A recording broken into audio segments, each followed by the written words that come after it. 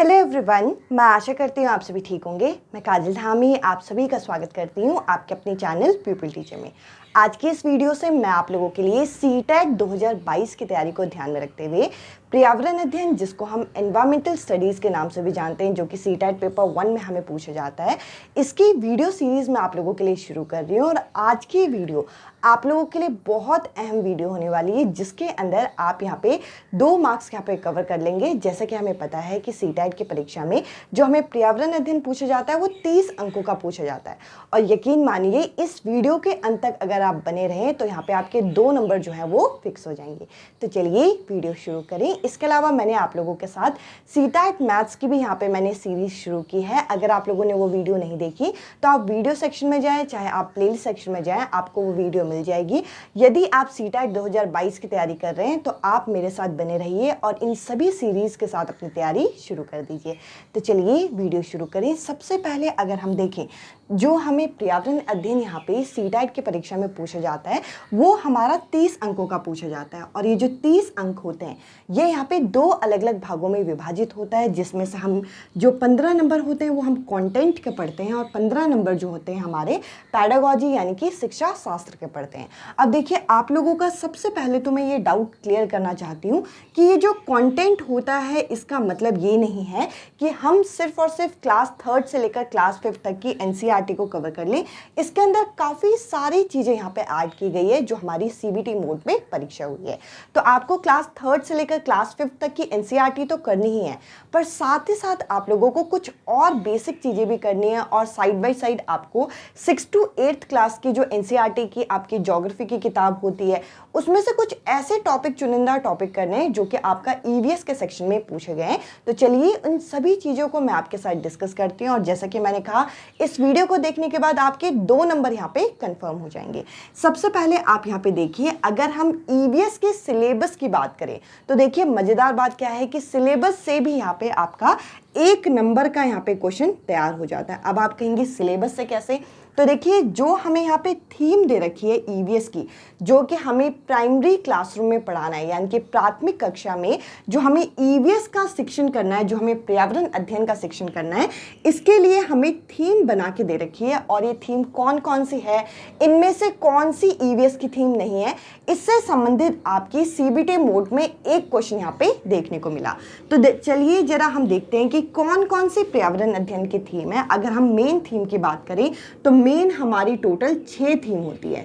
ये नंबर में भी आपको पता होना चाहिए कि ईवीएस के अंदर, पर्यावरण अध्ययन के अंदर हमें जो मेन थीम दे रखी है वो कितनी है, वो है 6। तो चलिए पहली थीम देखते हैं, जो कि है हमारी फैमिली एंड फ्रेंड्स, जिसे हम परिवार और दोस्त के नाम से भी जानते हैं। देखिए, हमें बच्चों में शिक्षण इस तरीके से कराना है कि बच्चे अपने परिवार से, अपने आसपास के उसके जो दोस्त होंगे उनसे वो घुलना मिलना सीखे। तो पहला थीम हमें फैमिली एंड फ्रेंड्स दे रखा है और इसके भी क्वेश्चन हमारे पेपर में आए, ये मैं आपके साथ अभी डिस्कस करूंगी। दूसरा जो थीम हमें दे रखा है वो दे रखा है हमें फूड, जिसे हम भोजन के नाम से जानते हैं। हमें हमारे भारत में, इंडिया में अलग अलग जगह जैसे फूड खाए जाते हैं, इससे संबंधित क्वेश्चन यहाँ पे पूछे जाते हैं। ये आपकी क्लास 3 से लेकर 5th क्लास तक की बुकों में ये कवर हो जाते हैं। इसके अलावा अगला जो हमें थीम दे रखा है वो है शेल्टर, जिसे हम आश्रय के नाम से जानते हैं, यानी कि किस जगह पे किस तरीके के घर बनाए जाते हैं, किस तरीके के आपके शेल्टर बनाए जाते हैं, ये यहाँ पे आपको इसमें टॉपिक देखना है। इसके अलावा अगला यहाँ पे है वाटर, जिसे हम पानी के नाम से जानते हैं। ये मैं आपके साथ मेन थीम डिस्कस कर रही हूँ। अब आप सोचेंगे कि ये तो सिलेबस है, ये सिलेबस नहीं है, ये भी आप मान के चलिए एक टॉपिक ही है जिसका एक क्वेश्चन आपको हर सेट में देखने को मिला। आप चाहें तो मेरे साथ टेलीग्राम ग्रुप पे जुड़ सकते हैं, जिसमें मैंने पीडीएफ्स आप लोगों के लिए डाल दिए हैं, आप वहां पर से इस टॉपिक को देख सकते हैं। अगला यहाँ पे अगला ट्रैवल, जिसे हम यात्रा के नाम से जानते हैं। तो देखिए यहाँ पे ये जितनी थीम दे रखी है, ये थीम आपकी एनसीईआरटी के अंदर कवरेज हो जाती है क्लास 3 से लेकर क्लास 5 तक की। देखिए, एनसीईआरटी को तो हम अलग से कवर करेंगे, पर ये थीम कौन सी है ये भी हमें पता होनी चाहिए। इसके अलावा आखिरी जो थीम है वो है things we make and do, यानी कि हम चीज़ें कैसे करते हैं और कैसे बनाते हैं, यहाँ पे इसके बारे में हमें बता रखा है। अब देखिए, आपके पेपर में जो क्वेश्चन पूछा गया था वो थीम से संबंधित तो है ही, बट साथ ही साथ जो पहली थीम है यानी कि फैमिली एंड फ्रेंड्स, इसकी भी हमारी सब थीम्स है। सब थीम्स कौन कौन सी है, इससे संबंधित संबंधित भी आपके कई अलग अलग सेट में अलग अलग तरीके के क्वेश्चन देखने को मिले। पहला जो सब थीम है आपका फैमिली एंड फ्रेंड का, वो है हमारा रिलेशनशिप, यानी कि हमारे संबंध कैसे होने चाहिए। इसके अलावा अगला आप यहाँ पे देख सकते हैं, अगला है वर्क एंड प्ले, यानी कि हम कोई काम और खेल को किस तरीके से जोड़ें। और यहाँ पे अगला है यहाँ पे एनिमल, और अगला है प्लांट, यानी कि जो हमारे पौधे और जीव जंतु हैं इसके बारे में। तो देखिए आपके पेपर में थीम और सब थीम से क्वेश्चन पूछा गया। सबसे पहले हम इस टॉपिक के क्वेश्चन हम कवर करते हैं, उसके बाद हम आज की इस वीडियो में औसत चाल यानी कि एवरेज स्पीड टॉपिक को कवर करने वाले हैं। जैसे कि मैंने कहा था, इस वीडियो को देखने के बाद आपके 2 नंबर कंफर्म हो जाएंगे, एक थीम और सब थीम का एक क्वेश्चन, एक औसत चाल यानी कि एवरेज स्पीड का दूसरा क्वेश्चन, 2 नंबर आप इस वीडियो से यहाँ पे कवर करेंगे। तो चलिए जरा डायरेक्ट मैं आपको इनके क्वेश्चन दिखाती हूँ। जैसे कि मैंने कहा, थीम कितनी है? थीम है आपकी 6, जो कि आपके सामने यहाँ पे लिखी हुई है। और सब थीम कितनी है? 4 सब थीम है, वो भी किसकी? फैमिली एंड फ्रेंड्स की। तो चलिए जरा हम एक बारी इनके क्वेश्चंस कर लेते हैं, उसके बाद हम औसत चाल टॉपिक को कवर करेंगे। अब चलिए मैं आपके साथ थीम और सब थीम से संबंधित 2 प्रश्न यहाँ पे डिस्कस करने वाली हूँ, जो कि हमें सीबीटी मोड में पूछा गया था। और इसी तरीके ये क्वेश्चन आपको अलग अलग सेट में यहाँ पे देखने को मिलेंगे, जिसमें कई में आपको ये पूछ लेंगे कि इनमें से कौन सा थीम है, इनमें से कौन सी थीम नहीं है, इनमें से कौन सी सब थीम है, या फिर इनमें से कौन सी सब थीम नहीं है। तो देखिए यहाँ पे मैंने आपके सामने 2 अलग अलग प्रश्न लिए। पहला प्रश्न आप यहाँ पे देख सकते हैं कि प्राथमिक स्तर पे यानी कि प्राइमरी लेवल पे पर्यावरण अध्ययन यानी कि ईवीएस का जब हम शिक्षण करेंगे तो इनमें से कौन सी थीम मानी जाती है? पहला ऑप्शन है एनिमल यानी कि जानवर, अगला है वाटर यानी कि जल, अगला है वेदर यानी कि मौसम, या फिर मटेरियल यानी कि सामग्री। अभी मैंने आपके साथ डिस्कस किया था, जो एनिमल होता है ये क्या है? एक तरीके से ये सब थीम है, जबकि जो वेदर है यानी कि मौसम और साथ ही साथ मटेरियल जो है, ना वो थीम है और ना वो सब थीम है। इस क्वेश्चन का जो करेक्ट आंसर है वो है यहाँ पे वाटर यानी कि जल, जो कि एक थीम है हमारा किसका? पर्यावरण अध्ययन का, यानी कि ईवीएस का, वो भी प्राथमिक स्तर पे। अब चलिए अगले प्रश्न की तरफ चलते हैं। अगले प्रश्न में यहाँ पे हमें सब थीम पूछा गया है, यानी कि उप विषय पूछा गया है हमारा ईवीएस का। तो देखिए ये जो पहला ऑप्शन है, यहाँ पे हमें फैमिली एंड फ्रेंड दे रखा है, यानी कि परिवार और दोस्त दे रखा है, ये एक मेन थीम के अंदर आ जाएगा, तो ये हम यहाँ पे काउंट नहीं करेंगे। अगला यहाँ पे आप देख सकते हैं शेल्टर जो दे रखा है, ये भी आपका थीम है, ना कि सब थीम है। इसके अलावा यात्रा यानी कि ट्रैवल जो दे रखा है, ये भी आपका क्या है? एक थीम है। तो देखिए यहाँ पे हमें सब थीम पूछा गया था, उप विषय पूछा गया था, जो कि यहाँ पे प्लांट्स, जो कि हम पौधों के नाम से जानते हैं। इस क्वेश्चन में आपका प्लांट जो है वो करेक्ट आंसर है, और इस क्वेश्चन में वाटर यानी कि जल जो है ये करेक्ट आंसर है। देखिए बहुत छोटी छोटी चीज, बट ये इंपॉर्टेंट हो जाती है। और अगर आपने सीबीटी मोड की परीक्षा देखी है तो हर सेट में लगभग आपका 30 प्रश्न में से 1 मार्क्स जो है आपका थीम या फिर सब थीम से पूछा गया है। देखिए इजी हो या चीज़ें डिफिकल्ट, हमें हर चीज़ को साथ में कवर करते हुए चलना है। जैसे कि मैंने कहा था कि इस वीडियो के अंत तक आते आते आप 2 नंबर यहाँ पे कवर कर लेंगे। अब चलिए जो मेन टॉपिक है आज के इस वीडियो का, जो कि औसत चाल का है, ये मैं आपके साथ डिस्कस करती हूँ। आगामी वीडियोज़ में, आने वाली वीडियोज़ में आपको क्लास 3 से लेकर क्लास 5 तक की जो आपकी ईवीएस की किताब है उनका डिटेल समरी, साथ ही साथ आपके मैप से संबंधित क्वेश्चन, आपकी जो पेंटिंग से संबंधित क्वेश्चन पूछे गए थे, ये सभी चीजें मैं आपके आगे आने वाली सीरीज में कंटिन्यू करूंगी। अब चलिए जरा औसत चाल क्या होता है, इसका कॉन्सेप्ट क्या है, सूत्र क्या है, और किस तरीके से ऐसे प्रश्नों को हम हल करते हैं, ये मैं आपके साथ जरा डिस्कस करती हूँ। जैसे कि मैंने आप लोगों को कहा था कि अगर आप पर्यावरण अध्ययन को सिर्फ क्लास 3 से लेकर क्लास 5 तक की एनसीईआरटी की किताबों तक सीमित रखते हैं, तो आपके जो मार्क्स हैं वो भी यहाँ पे सीमित हो जाएंगे।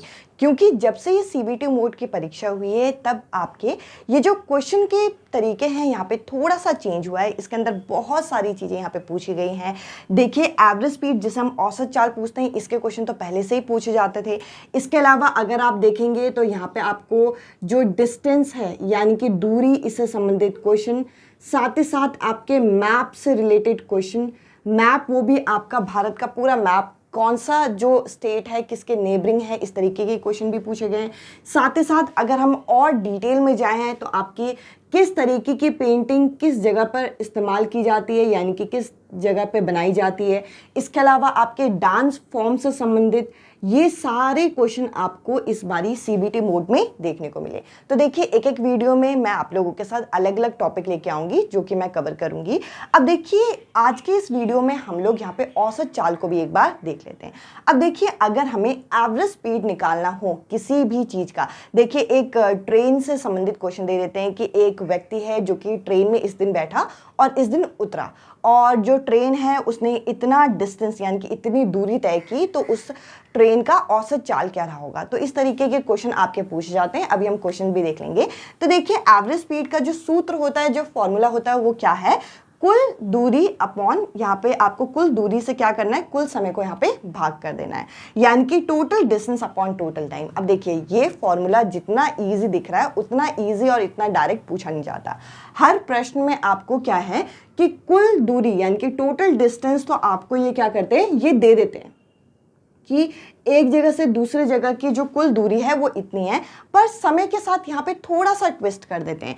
समय जो देते हैं वो कुछ इस तरीके से देते हैं। यहाँ पे मैं आपके सामने दो अलग अलग समय लिख रही हूँ, जिसमें इस तरीके से ना AM देंगे ना PM देंगे, यानी कि आपको पता नहीं चलेगा कि ये सुबह का समय है या फिर रात का समय है। तो देखिए अगर मैं आपके सामने यहाँ पे दो अलग अलग समय लिख रही हूँ, तो आप मुझे बताना है ये किस टाइम का समय होगा। ठीक है जी, आपको इस तरीके से यहाँ पे समय दिया जाएगा। इसको पहचानने की ट्रिक क्या है, देखिए आपका रात के 12 बजे, मैं रात के 12 बजे की बात कर रही हूँ, रात के 12 बजे के बाद अगला दिन आपका शुरू हो जाता है। यानी कि 1 बजे के सामने हम AM लगाते हैं, 2 बजे के सामने क्या लगाते हैं हम, 2 AM, 3 बजे के सामने 3 AM। तो ये जो आपका 1 2 3 4 है, ये सारा आपका जो समय होगा वो AM का होगा। ठीक है भाई, ऐसा आपका कोई भी समय आ गया कि यहाँ पे 3 बज के इतने हो रखे, 4 बज के इतने, 6 बज के इतना, तो वो सारा समय आपका किसका होगा, AM का होगा। अब आप कहेंगे ये चीज़ समझाने की क्या जरूरत है, ये क्वेश्चन में आपको परेशान कर सकता है। अब देखिए ये जो समय आपको दिया जाता है, अब मैं दोपहर के 12 बजे की बात कर रही हूँ, दिन के 12 बजे की बात कर रही हूँ। दिन के 12 बजे के बाद आपका PM शुरू हो जाता है। दिन के 12 बजे के बाद जब 1 बजते हैं, तो आपने देखा होगा 12 बजे के बाद जब 1 आपका बजता है, इसको हम लोग किस तरीके से लिख सकते हैं, इसको हम 13 लिख सकते हैं। ठीक है जी, और दिन में आपका जब 2 बजता है तो इसके लिए हम 14 का प्रयोग करते हैं। दिन में जब 3 बजता है तो इसके लिए हम 15 का प्रयोग करते हैं। यानी कि ये जो 13, 14, 15, 21, 22 यानी कि 13, 14, 15, ये जो आपका समय है ये दिन का समय होता है, ये PM का समय होता है। तो देखिए आपको इस तरीके से डिकोड करना है। ये आपका 15 जो लिखा हुआ है, 15 जो लिखा हुआ है, ये आपका दोपहर के 3 बजे का समय है। अब देखिए अगर आपको इस चीज़ की नॉलेज है तो इस क्वेश्चन को करने में आपको कोई भी दिक्कत नहीं आएगी। अब चलिए सीधा मैं आपको क्वेश्चन की तरफ लेके चलती हूँ, ताकि आपको ये जो एवरेज स्पीड यानी कि औसत चाल का कॉन्सेप्ट है ये अच्छी तरीके से क्लियर हो सके और आप इस तरीके के क्वेश्चंस को आप इजीली यहाँ पे हल कर पाएं। अब चलिए एक क्वेश्चन जरा हम एवरेज स्पीड का देख लेते हैं, यानी कि औसत चाल का जरा कर लेते हैं, जो कि हमसे प्रीवियस ईयर परीक्षा में ही पूछा गया है। यहाँ पे बोल रखा है कि एक बच्चा जो है वो ट्रेन में सफ़र करता है और ट्रेन में वो 4 तारीख को बैठता है, 4 जून 2020 को, और उतरता कब है ट्रेन से, ये आपको याद रखना है। 4 तारीख को वो ट्रेन में बैठा और 6 तारीख को वो आपका ट्रेन में से उतरा, यानी कि 5 तारीख को वो ट्रेन में ही था। ये सबसे पहले आप याद रखिए। और साथ ही साथ इस प्रश्न में हमें क्या निकालना है, इस प्रश्न में हमें औसत चाल यानी कि एवरेज स्पीड निकालना है। अब देखिए जो एवरेज स्पीड है इसका अभी मैंने आपके सामने सूत्र यानी कि जो फॉर्मूला होता है वो बताया था, जो कि है आपका टोटल डिस्टेंस यानी कि कुल दूरी को हम कुल समय से भाग कर दें, यानी कि टोटल टाइम से हम इसे भाग कर दें। अब देखिए इसमें हम करेंगे क्या, किस तरीके से अप्रोच लगाएंगे। अगर हम टोटल डिस्टेंस की बात करें, जो दूरी है वो हमें यहाँ पे दे रखा है, तो देखिए इसको तो हम सीधा हम यहाँ पे कुल दूरी की जगह यहाँ पे हम लगा सकते हैं। ठीक है जी, इस क्वेश्चन में जो मेन आपका ट्विस्ट है और मेन जो आपको काम करना है वो आपको कुल समय निकालने का करना है, यानी कि टोटल टाइम निकालने का करना है। अब देखिए यहाँ पे ये जो बच्चा है वो ट्रेन में कब बैठा, वो आपका 4 तारीख को बैठा। ठीक है जी, 4 तारीख को ट्रेन में बैठा, 5 तारीख को भी वो आपका क्या था, वो आपका ट्रेन में था। इसके अलावा 6 तारीख को वो ट्रेन से उतरा, तो 4 से 6 तारीख तक उसने ट्रेन में सफ़र किया। इतना तो आपको क्लियर हो गया। साथ ही साथ हमें ये बता रखा है जब वो 4 तारीख को ट्रेन में बैठा था तब समय कितना हो रहा था, यहाँ पे आपको 22 और आधा यहाँ पे इस तरीके से दे रखा है। और साथ ही साथ जिस दिन वो ट्रेन से उतरा उस दिन समय कितना था, 4:30। मैंने आपको बताया कि अगर आपके समय इस तरीके से दिए हों तो आपको AM और PM किस तरीके से देखना है। तो देखिए, आपका अगर 1 बजे, 2 बजे, 3 बजे डायरेक्ट ऐसे नंबर दिए जाएं तो वो सुबह का समय होता है, यानी कि सुबह के 4:30 बजे वो ट्रेन से उतर गया। ठीक है जी। और वो बैठा कब था, वो आपका मैंने कहा था जब आपका 13, 14 यानी कि 13, 14, 15 हो, ये समय आपका PM का समय होता है। और 22 और 30 जो है ये आपका रात के 10:30 बजे के लिए हम प्रयोग करते हैं। जैसे कि हम 1 बजे के लिए, दिन के 1 बजे के लिए हम 13 यानी कि 13, 2 बजे के लिए 14, 3 बजे के लिए 15, ऐसे हम 22 जो है वो आपका शाम के रात के 10:30 बजे के लिए प्रयोग करते हैं। अब जरा आप इसके बीच में आप समय का गैप कितना है वो निकाल लीजिए। अगर आपने इन दोनों के बीच में समय का गैप निकाल लिया तो वो आप यहाँ पे लगा दीजिएगा, इनको भाग कर दीजिए। अब देखिए, वो 4 तारीख से वो बच्चा बैठा है और 6 तारीख तक वो सफ़र कर रहा है, यानी कि अगर मैं 4 तारीख के 10:30 बजे की बात करूं, रात के 10:30 बजे की बात करूं, और तब से लेकर 5 तारीख के रात के 10:30 बजे तक वो आपका ट्रेन में ही था। मैं कहना क्या चाह रही हूँ, 4 तारीख को तो बैठा ट्रेन में और 5 तारीख को भी वो ट्रेन में ही है। अगर मैं बात करूँ कि जिस समय से वो ट्रेन में बैठा था उससे अगले दिन आपका 10:30 बजे, रात के 10:30 बजे कितना समय हुआ होगा, आप कहेंगे 24 घंटे हुए होंगे। ठीक है जी। और अब आप मुझे बताइए कि रात के 10:30 बजे से लेकर सुबह के 4:30 बजे तक कितने का गैप होता है। 10:30 से 11:30 1 घंटा, 11:30 से 12:30 2 घंटे। और इस तरीके से अगर हम देखें तो सुबह के 4:30 बजे तक कितने का गैप होगा, 6 घंटे का गैप होगा। तो यानी कि अगर हम देखें तो वो जो बच्चा है वो ट्रेन में कितने समय तक सफ़र कर रहा है, तो वो आपका पूरे 30 घंटे यहाँ पे सफ़र कर रहा है। तो देखिए, इस तरीके से आपको टाइम का गैप निकालना होता है। आप अगर यहाँ पे 30 यहाँ पे लिखेंगे तो आपको क्या करना है, इन दोनों को यहाँ पे भाग करना है।